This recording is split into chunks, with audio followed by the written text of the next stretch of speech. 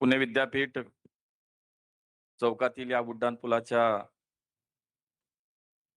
लोकार्पण सोहळ्याच्या निमित्तानं या कार्यक्रमामध्ये उपस्थित ज्यांच्या शुभ हस्ते या पुलाचं आज उद्घाटन होतंय, ते आपल्या राज्याचे लोकप्रिय मुख्यमंत्री आदरणीय देवेंद्रजी फडणवीस साहेब, राज्याच्या उपमुख्यमंत्री आणि आपल्या जिल्ह्याच्या पालकमंत्री आदरणीय सुनेत्राबाईंनी पवार, माननीय उपमुख्यमंत्री एकनाथजी शिंदे साहेब,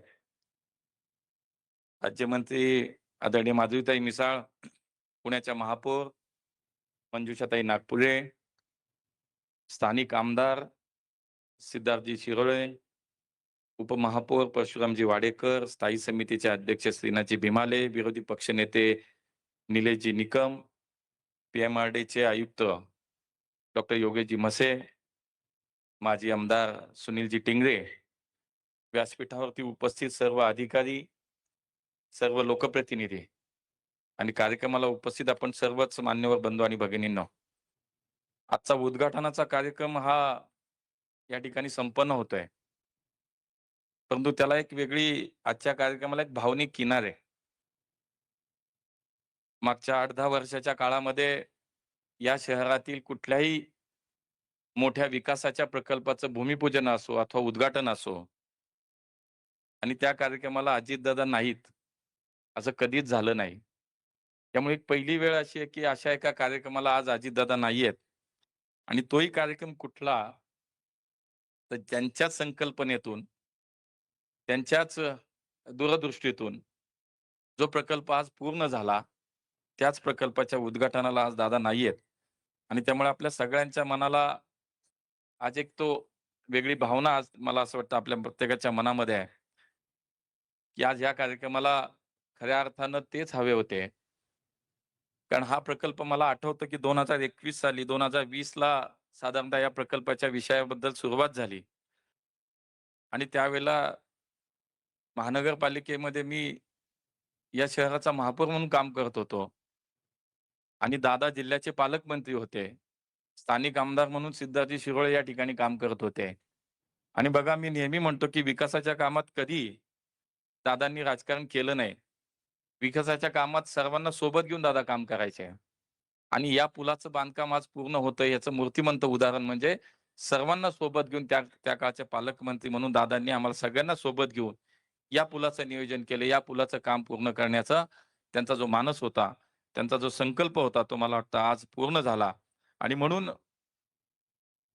मागच्या नियोजन समितीच्या बैठकीमध्ये सुद्धा वहिनी दादा सिद्धार्थदादांनी एक आपली भूमिका मांडली, एक म्हणणं मांडलं.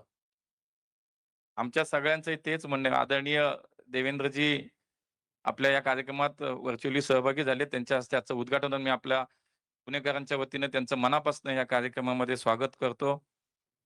आणि या त्यांच्याही उपस्थितीमध्ये हा विषय आम्हाला आपल्यासमोर ठेवायचा आहे, की आमच्या सगळ्यांचंच एकमत आहे आणि कदाचित ती तुमची सुद्धा भावना आहे, की या पुलाला ज्यांनी या पुलासाठी काम केलं, ज्यांनी या पुलाची कल्पना मांडली आणि रात्रंदिवस या पुलाच्या पूर्णत्वासाठी ज्यांनी खूप काम केलं, योगदान दिलं, त्या अजितदादांचं नाव या पुलाला देण्यात यावं अशी आमची सगळ्यांची भूमिका आहे आणि कदाचित तीच सुद्धा तुमचीही भावना आहे.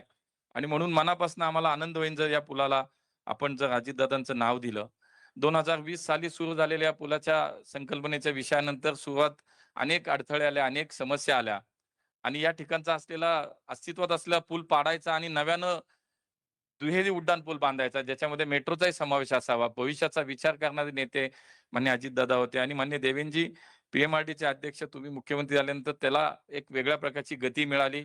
अजितदादांची कल्पना, त्यांचं योगदान, याच्यामध्ये असलेलं आपले निर्णय आणि याच्यामुळे सिद्धार्थ शिरोळे यांचा सातत्याचा पाठपुरावा या सगळ्या गोष्टी जेव्हा एकत्र आल्या आणि योगेश मचेल कार्यक्षम अधिकारी त्याच्यामध्ये काम करत होते आणि म्हणून पुणेकरांसाठी अत्यंत महत्त्वाचा असा हा प्रकल्प आज पूर्ण झाला. जवळपास पीएमआरडीच्या माध्यमातून 277 कोटी रुपये खर्च करून 1763 मीटर लांबीचा अत्याधुनिक एकात्मिक दुमजली उड्डाणपूल आता या ठिकाणी सुरू होतोय.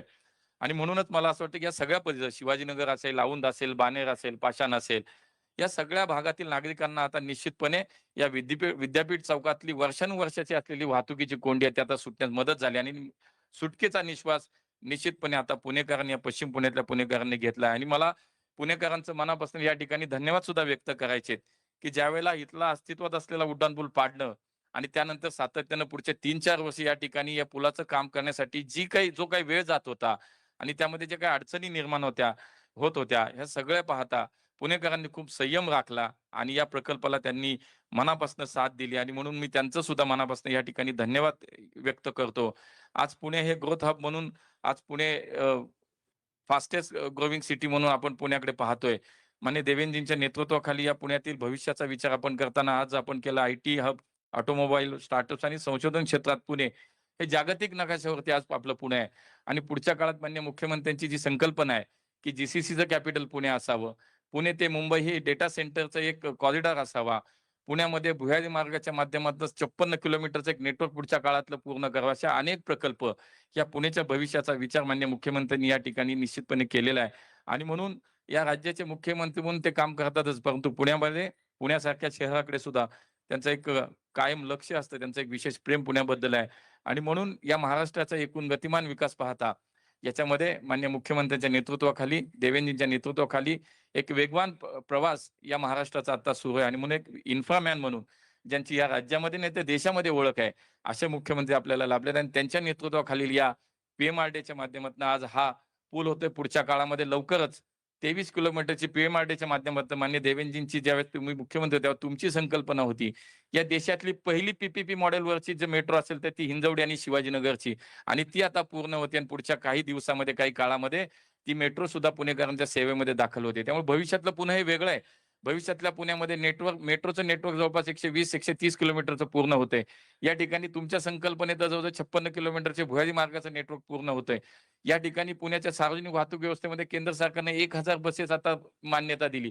पुढच्या काळामध्ये 4,000 ते 5,000 बसेसची अधिकची गरज आपल्याला पुढच्या काळामध्ये तुमच्या नेतृत्वाखाली तुम्ही पूर्ण करून पुण्याला देणार आहात. त्यामुळे सर्वार्थाने या पुण्याच्या वाहतुकीच्या विषयावरती सार्वजनिक वाहतूक सक्षम करण्याच्या दृष्टिकोनातनं मेट्रो असेल, पी-एम-पी-एम-एल असेल, या शहरातल्या इन्फ्रास्ट्रक्चरची कामं असतील, नद्यांवरचे पूल असतील, उड्डाण पूल असतील, भुयारी मार्ग असतील, ग्रेड सेपरेटर्स असतील, या सगळ्याच बाबतीत पुणे मला असं वाटतं, की याच्यामध्ये भविष्यामध्ये खूप आपण तुमच्या नेतृत्वामध्ये आम्ही सगळेजण मिळून एकत्रपणे चांगलं काम करू आणि त्यामुळे अधिक न बोलता महानगरपालिका, महायुतीतलं राज्य सरकार आणि एन-डी-एचं केंद्र सरकार या ट्रिपल इंजिनच्या माध्यमातनं देशातलं सर्वोत्तम शहर करण्याचा जो आपला सगळ्यांचा संकल्प आहे, तो माननीय मुख्यमंत्रीजींच्या नेतृत्वाखाली स्थानिक आमच्या पालकमंत्री म्हणून, आमच्या उपमुख्यमंत्री म्हणून, सुनेत्रताईंच्या मार्गदर्शनाखाली माननीय एकनाथजी शिंदे साहेब आमच्या राज्याचे उपमुख्यमंत्री आहेत. या सगळ्यांच्या साथीनं आणि माननीय मोदीजींच्या नेतृत्वात निश्चितपणे हा संकल्प आपण पुढच्या काळात पूर्ण करू. एवढंच या निमित्तानं पुन्हा एकदा आजच्या कार्यक्रमाच्या निमित्तानं आज सर्वांचं स्वागतही करतो आणि प्रकर्षानं निश्चितपणे अजितदादांची उणीव आपल्या सगळ्यांना भासतीये आणि पुन्हा मला असं वाटतं या पुलाच्या लोकार्पणाच्या निमित्तानं दादांना ही एक अनोखी आणि एक वेगळी आदरांजली सुद्धा ठरू शकते. धन्यवाद.